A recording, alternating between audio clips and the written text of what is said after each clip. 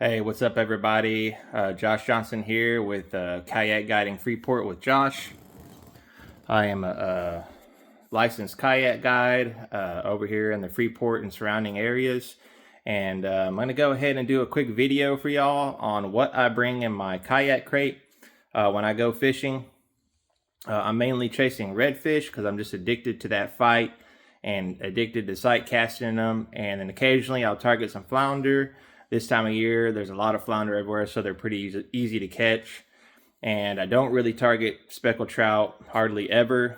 If I do want some speckled trout for the freezer, I'll typically go night fishing and hit the lights. It's usually pretty easy to do when you're trying to get some trout. But anyways, my buddy Jimmy has been messaging me and asked me a couple times to do a video on what I bring in my kayak crate because he feels like that he brings way too much stuff. And I told him that often I'm guiding people that are newer at kayak fishing, and that is something that I see a lot. People tend to bring a lot of stuff with them that's really unnecessary. And when you're first getting into kayak fishing, or if you're first getting into using artificials to catch fish, I can understand because I was once there. Your mind is always focusing on what lure is going to catch the fish. And that's really not the most important part. The most important part is actually finding the fish and getting the lure in front of their face. You could be sitting there casting in a back lake in the marsh somewhere, and there's no redfish around, there's no game fish around, and you're like, man, this lure's not working, let me try another lure. You start throwing another lure, but you're really not doing anything because there's no fish around. So the main thing about finding these redfish and using artificials to catch them is you got to locate the fish, and then the artificial does the work. So as you get better at it, you start to realize this, and you stop buying so much stuff. When I first started off, I was the same way. I would see a shiny new lure, and oh man, I bet you that's gonna work. Let me try that. Nothing wrong with trying stuff. Nothing wrong with seeing what you like. But at the end of the day, to catch redfish, all it takes is a soft plastic paddle tail and a jig head. That's all you really need, or a gold spoon, and you can catch fish all day. But anyways, here's my kayak crate breakdown. So I'll go ahead and start with the crate. I don't even know what crate this is. I bought a Outback a couple years ago, and the owner that was selling it to me included this crate. It's just got rod holders and storage, and that's all I need. And I'm organizing and cleaning right now, so I figured I'd go ahead and show you guys. Typically, I'm bringing 3 setups. I like the Corrado MGL reels. So this is a 150 that I just got. I normally use the 70s, but I went ahead and got the 150 because I've been running into a lot of bulls lately, and I don't want to get spooled. So there's the 70 right there. Laguna Liquid have always been some of my favorite rods. I've had this rod for several years, never had it break. I've caught big 40 plus inch bulls on it. It's never broke on me. And I recently bought this Ultra Mag Waterloo. It's been a really nice rod, real sensitive, real light. And then I'll have a third setup with a spinning reel and a popping cork. So a 4 horseman popping cork with about 18 inches of leader line. And then a 1/8 ounce jig head with a gulp shrimp or gulp mullet on the end. This one's all dried up on the jig head, so I got to soak that in water so I can get that off. And this is a for sure way to catch fish. If you're struggling with using paddle tails, then for sure popping cork setup will catch whatever is around in the marsh. So it's always a good backup option. Personally, I don't like fishing that way. It's just kind of slow to me to sit there and pop the cork and slowly reel it in. So I don't do it that often, but if the fish ain't hitting nothing else, I'll normally go to that just for a last resort kind of thing. So I always bring of course, a leader, not a leader, a stringer. And this is one of my favorite stringers. It's by what is this company called? There's so many dang companies out there. Grind Terminal Tackle, and it comes with clips on it. And so since I'm doing a lot of tournament fishing, I only have 2 clips on here because most tournaments you only need to bring in 2 redfish. So I have 2 clips on here. You just clip the fish on the clips and they swim nice and good in the water without getting tumbled around. And then what I did was I just cut it off quite a bit and just tied on my own clip here so I can easily clip it onto the handle of my kayak. So I'm not sitting there trying to tie all this stringer. You know, you get these one stringers that are real long and you're having to deal with all this stringer line everywhere. It's super annoying. You're having to tie it, untie it. So this just makes things a lot easier for me when I'm on the water. I always have this scale on me because I'm tournament fishing. This is not necessary unless you just want to know how heavy the fish you're catching are. This is kind of extra if you're just getting into kayak fishing. You're just going out there for fun or to bring home fish. But I do tourney fish quite often nowadays, so I'm always bringing this with me. Got a fish stick measuring board. Pretty self-explanatory. It folds open. You can measure your fish on here. 28 for redfish, 15 to 20. I don't know what that was for, flounder or something. Oh, 20 is the minimum for redfish. Anyways, I don't even measure because most of the time I'm releasing. So I only measure when I'm tourney fishing, or if I want to keep some fish and they look like they might be undersized, then I'll bust this thing out and measure them. Got some leader line here for mainly for the pop and cork setup. I don't really use leader line on my other setups when I'm chasing redfish. I just don't trust it. I don't want more knots than necessary. 1 knot to the jig head with braid is all I care about. So, but I always bring that. Headlamp, of course. Pretty self-explanatory. If you end up fishing late and you need some light, or typically I'm getting there when there is no light and you need a headlamp to get all your stuff ready and set up. First aid kit. You always want to have a first aid kit because you never know what's going to happen out there on the water. I've been fishing with people before and had a crazy squall come out of nowhere, crazy winds, and got us pushed up into the shoreline. And my buddy tried to get out of the kayak because he was just getting kind of toppled around on the shoreline with the oyster and the waves and everything. And he got out and he got into some soft mud, and he slipped, and his hand hit an oyster and it sliced his hand open, and it was bad. And none of us had anything with us. I think we figured something out just to keep it clean until we got back to the ramp.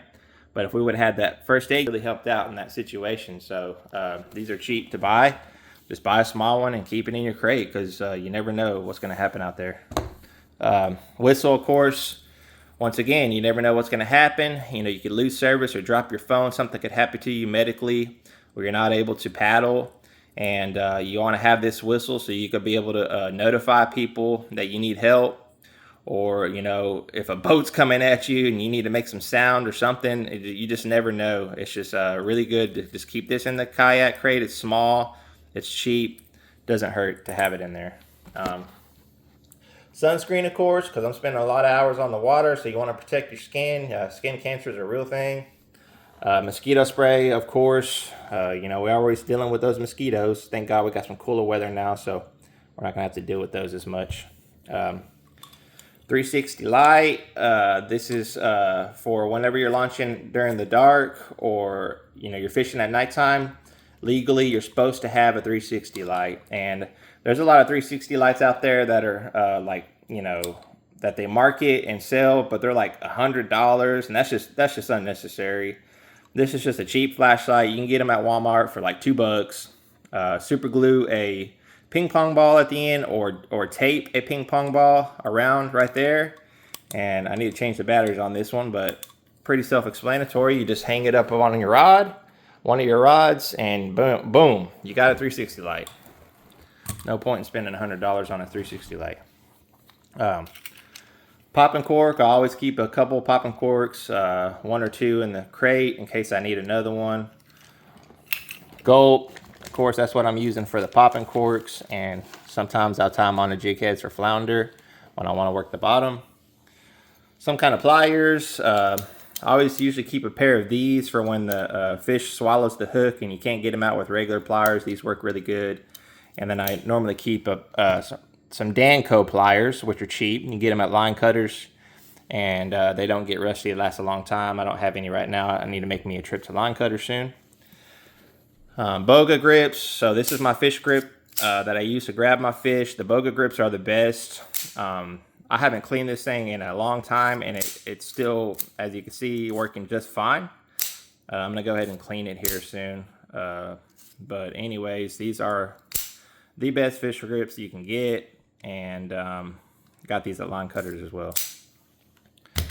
So that's about it as far as the accessories and everything beyond tackle really that I'm keeping. I know most of y'all like, all right, let's see the lures. Y'all want to know what kind of lures I'm using. So here are the lures, 2 small Plano boxes. For a long time, I just had literally this Plano box, but I've recently upgraded to this one too, so I can keep more of my soft plastics in here. But we'll go ahead and open up this small one here. And in this one, I usually keep some top waters, any of my hard plastics, Miradynes, I'll use those every now and then, a spoon. And then I got jig heads in here. Most of the time, I'm using weedless jig heads. This is a 1/4 ounce Bass Assassin. The Bass Assassins are the best. They have a better hook set, and they hold the soft plastic much better than all the other weedless jig heads I've tried. So this is what I use. You can see it set up on a knock and tail right here. This is an 1/8 ounce, and this is a 3.5 inch knock and tail Texas Rogue, one of my favorite colors. Most of the time I'm using knock and tail lures when I'm chasing the redfish. It's just what I like. It's just what I'm confident with, and that's it. Here in my other Plano box, I have some soft plastics. These are the Soft Strong Slam Shadies. My cousin gave me a pack of these, and they do work. And so these are some K-Wigglers, ball tails. Sometimes you having a little bit less action will get them to bite when they're being picky out there. Let's see, I got some more knocking tails down here. These are some K-Wigglers. I think these are called Willow Tails. Same thing, not as much crazy action as a regular paddle tail. And I really like the K-Wigglers because they have these slits on the top and these slits on the bottom for your weedless jig head. And it covers up that hook real nice, so you don't have to worry about ever getting hung up. And then I got some bugs lures. I really like using bugs. This is the Flats bug. I believe the Gen 1. It's a little bit smaller. And the redfish and flounder tear these things up, guys. I've caught bulls with this exact bugs lure. I've caught huge bull redfish with this thing. And you just bounce it off the bottom, and it works good when they're being a little more picky, and when they're digging their head in the mud. Sometimes these can work versus a paddle tail. It's the same one there. Gold spoon, you can never go wrong with a gold spoon. Redfish love it. Then I got some more bugs lures, some Ned shrimp. I think I got a clickbait maybe in here, and these are just a little bit smaller presentations. That can get the job done as well.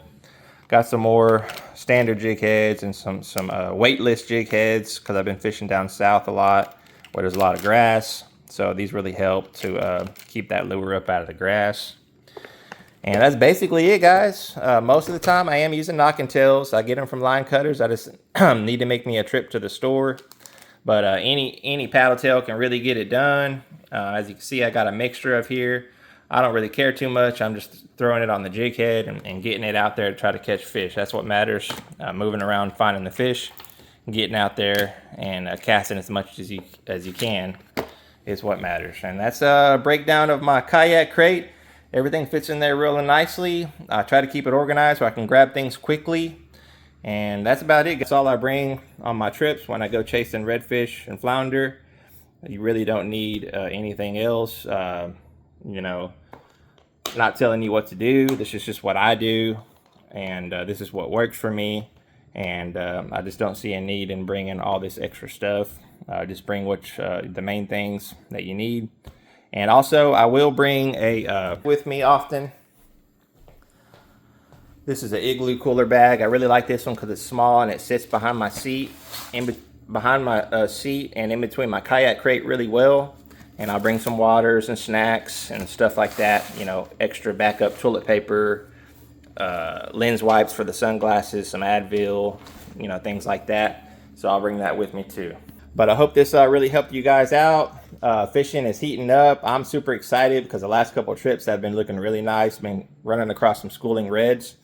We just got a cold front in today, so the water's going to get a little bit cooler, and it's only going to pick up and get better from here. So I'm super excited. Fall is one of my favorite time of years for the marsh because the redfish will just get up real shallow in there in the marsh, and they're just everywhere, and flounder too. And so, yeah, looking forward to, got a bunch of trips booked. Looking forward to getting on it. I hope this helped you guys out.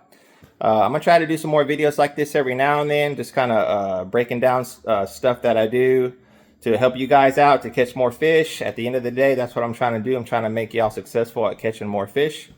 And I hope this video helped you guys out today, and I hope y'all have a blessed day. Thanks.